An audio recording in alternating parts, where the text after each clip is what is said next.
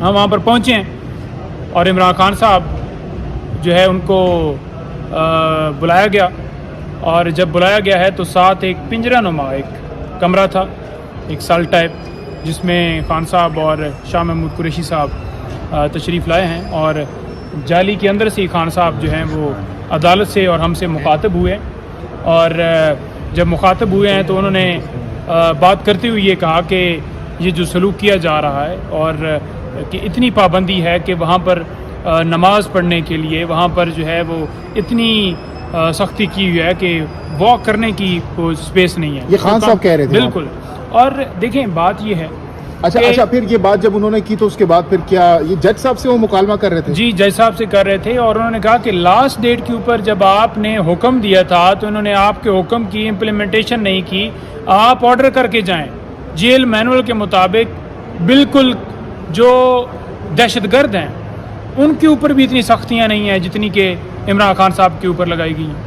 اب بات یہ ہے اس پر کیا کہا گیا پھر؟ جج صاحب نے یہ کہا کہ میں اس کے اوپر آرڈر فرماتا ہوں، کرتا ہوں، اور آج میں یہ کروں گا. خان صاحب نے کہا کہ نہیں، آپ زبانی کلامی نہ کریں، آپ اس کو ریٹن کریں اور ان کو پابند کریں. تو خان صاحب کو بہرحال اس کے بعد جب ہم نے سب نے شور مچایا اور خان صاحب کو کہا گیا کہ آپ ان کو جو ہے وہ لے کر آئیں وہاں پر کمرہ عدالت میں، تو کمرہ عدالت میں آنے تک بھی انہیں کوئی 7 سے 8 منٹ لگ گئے، کیونکہ وہ سیل کا کوئی راستہ اس طرح سے پیچھے سے تھا کہ انہیں پھر دوسری طرف سے گاڑی پہ جو ہے وہ لے کر آئے، اور خان صاحب آ کر اور شاہ محمود قریشی صاحب دونوں آ کر چیئرز کے اوپر ہمارے ساتھ بیٹھے. 2 لائنوں میں ہماری چیئرز لگی ہوئی تھیں، اور 7 جو ایسے چیئرز تھیں ان کے اوپر خان صاحب کو جو ہے وہ بٹھایا گیا، اور پھر سماعت شروع ہو گئی.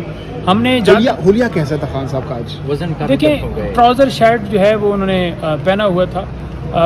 دیکھیں میں کوئی ان کا ویٹ تو نہیں اس طرح سے میں نے وہ کیا، لیکن ہمیشہ بتایا ہے کہ کن سختیوں میں ہیں اور کس طرح سے ڈٹے. خان صاحب کو کے ساتھ جو سختیاں کی جا رہی ہیں وہ سلسلہ ابھی بھی جاری ہے، اور خان صاحب نے کہا کہ مجھے پتہ ہے کہ کدھر سے احکامات آتے ہیں اور وہ لوگ بھی یہاں پر موجود ہیں. تو یہ جو کر رہے ہیں جج صاحب، یہ آپ کی ذمہ داری ہے اس کے اوپر جو ہے وہ حکم دینا اور حکم کے اوپر امپلیمنٹ کروانا، اور مینول کے مطابق ہم کہہ رہے ہیں. ہم کوئی ایسی چیز نہیں کہہ رہے کہ جو غیر قانونی ہو، جو غیر آئینی ہو. تو یہ عدالت کا کام ہے کہ اپنا حکم اور اس حکم کے اوپر تعمیل کروائے.